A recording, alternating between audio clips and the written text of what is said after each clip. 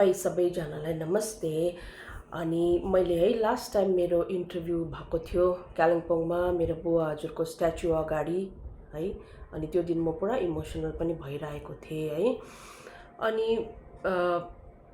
मैले तपाईहरुलाई भन्दै थिएँ हाम्रो पोलिटिकल ब्याकग्राउन्डलाई साइड हटाएर हाम्रो चिजहरू मलाई सेयर गर्नु थियो भनेर मैले त्यति बेला त्यत्रो भन्नु पाइनँ न। आज पनि म धेरै भन्छु, अलिकति सर्टकटमै हुन्छ, किनभने भित्रबाट घरिघरि मेरो संस्कार बोल्छ क्या, भूमिका नाम चाहिँ नलिनै, कसैको छोडिदेऊ हौ, भगवानले हेरिहाल्नुहुन्छ उनीहरूलाई भनेर चाहिँ मेरो मनबाट त्यो आवाज आइबस्छ क्या। त्यसैले म नाम लिदिनँ कसैको है। यो मेरो जर्नी हो। भूमिका प्रधान, मेरो सानो भाइ स्वयम्वर प्रधान, मेरो आमा स्वर्गीय चन्द्रशोभा प्रधान र मेरो बाबा शहीद सीके प्रधानको जर्नी, हाम्रो जर्नीको मैले एउटा बाटो चुनेर स्ट्यान्ड गरेको है। त्यति बेला हार जितको केही थिएन है।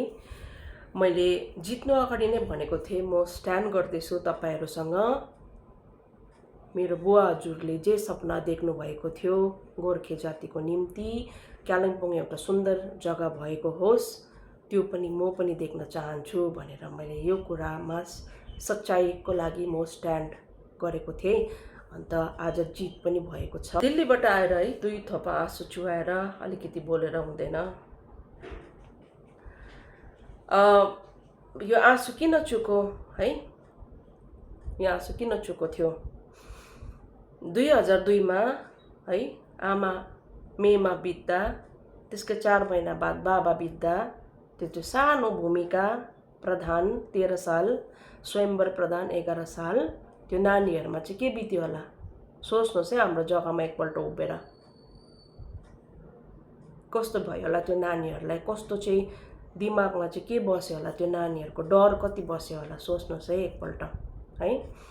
त्यसको बाद हामीलाई कोहीले नभेटेको, नभेट्नु आएको हुन सक्छ, उनीहरुको आफ्नै पर्सनल रिजन्स थियो होला। उहाँहरूले सोच्नु भयो होला हैन नानीहरुलाई हेर्दै होला हौ कसैले, सोच्नु भयो होला। म त्यसमा पनि आइ एम ओके, मलाई के नराम्रो लागेको छैन है। तर नानीहरुलाई त बोजूले हेर्नुहुन्थ्यो थियो नि त, बुढी बोजूले, सास बढ्ने बोजूले है, बुझ्नुभयो? सास बढ्ने बोजूले त्यो अतिशा रोडमा तलपट्टि रेन्टमा राखेर, रेन्ट पनि आमा बाउ मरेर 2 वर्षसम्म नपाएको मान्छेहरू डराउने त्यहाँ बस्नु, 2 वर्ष बाद चाहिँ हामीले त्यहाँ रेन्ट पाएको, त्यो बोजूले पाल्नुहुन्थ्यो थिए हामीलाई है। एटलिस्ट तपाईहरु एकपल्ट आइदिएको भए चाहिँ है राम्रो हुन्थ्यो, तर कोही आएन। त्यसले चाहिँ पुरा चोट लागेको थियो मनमा है। त्यो सबै चोटहरु पनि मैले आजको दिन भुलाएर म तपाईहरुको लागि स्ट्यान्ड गरिरहेको छु है। त्यो एउटा महान नेता है, एउटा महान नेता र उहाँको स्वर्गीय वाइफ है चन्द्रशोभा नानीहरुकोमा चाहिँ त्यति बेला 2002 मा चाहिँ 0 पैसा थियो, 0 पैसा। बुझ्नुहुन्छ 0 पैसा भनेको कस्तो हुन्छ भनेर? 1 रुपैयाँ पनि थिएन हाम्रोमा। अब त्यो मम्मीले सेभ गरेको खै कसले लग्यो, बाबाले गरिदिनु भएको थियो होला कसले लग्यो, हामीलाई थाहा छैन, हामी सानो थियौं। पैसाहरूदेखि लिएर हाम्रो घरको सामानहरूदेखि लिएर सब गायब गरिदिएको। त्यो घर पनि उठाउन सक्ने भए त लाने थियो होला, तर अब घर त उठाउन सक्दैन नि त है। अनि त्यो घर चाहिँ छोड्दैछ बिचारा है। अनि त्यस्तो चाहिँ हाम्रो कन्डिसन भएको थियो है। बोजूले चाहिँ कसरी पाल्नु भयो होला हामीलाई 2500 पेन्सनले है। यो मैले तपाईहरुलाई पैसा मागेको हैन है।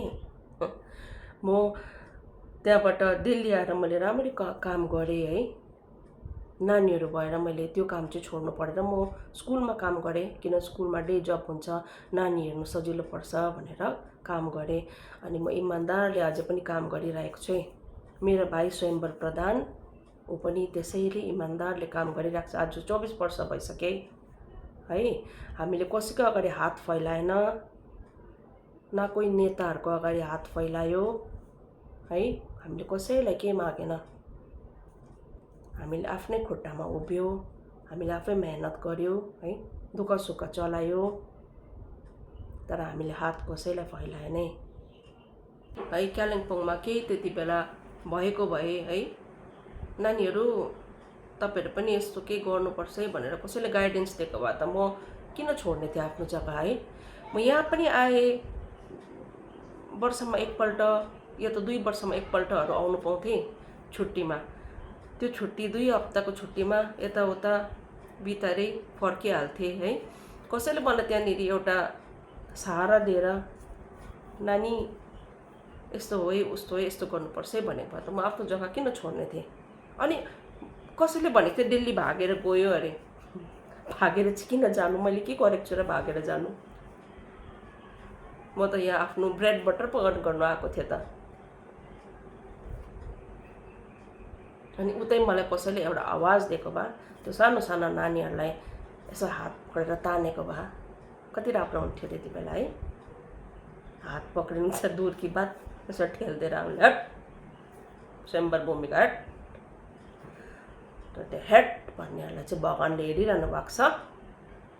अनि त्यही भगवान्ले चाहिँ आज यो दिन हाम्रो लागि सजाउनु भएको थियो। टिपटप भएर राम्ररी बस्छु किनभने म आफ्नै पैसाले है आफूमा खर्च गर्छु। अनि मेरो हस्बेन्ड पनि सपोर्टिभ हुनुहुन्छ, उहाँले पनि खर्च दिनुहुन्छ है। अनि मेरो बाबा जस्तो मलाई यसरी राम्रो देख्नु यो मेरो एकदम फर्स्ट प्रायोरिटी हो। मलाई राम्रो देखेको, राम्रो भएको आफूलाई राम्रो लाग्छ। चन्द्रशोभा प्रधान भनेर म्याक्सिमम सबैले चिन्नुहुन्छ है। 1986 आन्दोलनमा एक्टिभ बोल्ड लेडी मेरो आमा है। अनि यो न्युज चाहिँ जेनजीहरूलाई पनि म भन्न चाहन्थेँ, अल्दो उहाँहरूलाई थाहा होला आमा बाबाहरूले कुरा गर्नुहुन्छ होला, किन गर्नु हुँदैन, राम्रो मान्छेको कुरा सबैले गर्नुहुन्छ है। अनि म आफै भन्न चाहन्छु यो केही चिजहरूले मलाई यो भन्नु नै कर लगायो, एउटा राम्रो पाराले कर लगायो, यो जान्नु पनि नेसेसरी होला है। अनि चन्द्रशोभा प्रधान चाहिँ सिके प्रधानको कान्छी वाइफ हुनुहुन्थ्यो है। अनि 2 जनै चाहिँ एकै सालमा बित्नु भएको थियो। अनि चन्द्रशोभा प्रधानको नानीहरू चाहिँ म भूमिका प्रधान अनि मेरो सानो भाइ स्वयम्वर प्रधान। फेरि एकपल्ट दोहोऱ्याउँछु है, हाम्रो घर अतिशा रोड कालिम्पोङ पाइन भ्यूको माथि है। त्यहाँनिर हाम्रो घरमा पब्लिक ग्यादरिङ, बाबासँग भेटघाट गर्नु आउनुहरू सबै त्यहीँ आउनुहुन्थ्यो है। सबै मान्छेहरू त्यहीँ भेट्नुहुन्थ्यो। अनि त्यो घरमा धेरै मेमोरिजहरू पनि छ मान्छेहरूको है, मलाई सेयर गर्नुहुन्छ है। अनि यो आजको अब मैले यो जुन चाहिँ जर्नी मेरो स्टार्ट गरेको छु, तपाईँहरू यसमा साथ दिनुहोस् है। कालिम्पोङको राम्रो फ्युचरको निम्ति हो। अनि साथ दिइरहनु भएको छ धेरैले, त्यसको लागि धेरै धेरै धन्यवाद। कति साइलेन्टली सपोर्ट गर्नुहुँदैछ, कतिले ओपनली गर्नुहुँदैछ, तर गरि चाहिँ रहनु भएको छ है। मैले यो जर्नीमा कसैलाई पनि ड्र्याग गरेको छुइनँ है, मेरो कोही फ्यामिली मेम्बर्सहरूलाई पनि ड्र्याग गरेको छुइनँ है। यो मेरो जर्नी हो। मलाई साथ दिनुभयो भने धन्यवाद, नदिनु सक्नुभयो भने पनि त्यसमा मलाई केही उयो छैन, सबैको आफ्नो आफ्नो इच्छा हो है।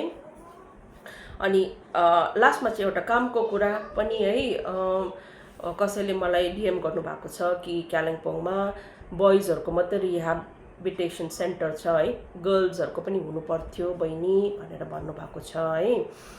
अनि कतिले भन्नुभएको छ कि बहिनी गभर्मेन्ट अफिसेस ब्याङ्कहरूतिर कति नराम्रो पाराले बोल्नुहुन्छ है। मान्छे हेरी राम्रो, अब राम्रो धनी देख्यो भने चाहिँ राम्रो बोलीचाली गर्छ, अब माइलाग्दो देख्यो भने चाहिँ त्यो हेपेर बोल्छ, त्योहरू पनि स्टप गर्नुपर्छ। किनभने मलाई पनि मन पर्दैन त्यस्तो हेपेको कसैलाई है। अनि हस्पिटलको पनि, हाम्रो गभर्मेन्ट हस्पिटलको पनि इम्प्रुभमेन्ट चाहिएको छ। अनि तपाईँको मलाई कसैले यो पनि डिएम गर्नुभएको थियो, स्कुलहरूमा मिड डे मिलको पुरा इस्यु छ है।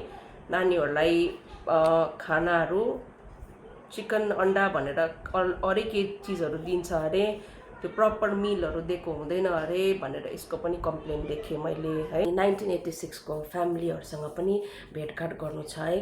उहाँहरूले हाम्रो मम्मी पापाको मेमोरिजहरू सेयर गर्नुहुनेछ। अनि तपाईँहरू पनि त्यो चिजहरू सजेस्ट गर्नुहोस् है। अनि हामी अलग अलग भएर होइन, जस्तै मैले पहिल्यै भनिसकेँ, हामी अलग अलग भएर होइन, साथ भएर। जस्तै 1986 को मान्छेहरूको एउटा बन्डिङ थियो, साथ थियो, एकता थियो। त्यस्तै भएर हामी सबैसँगै मिलेर काम गर्नुपर्छ। त्यसको लागि यति नै। नमस्ते अनि जय गोर्खा।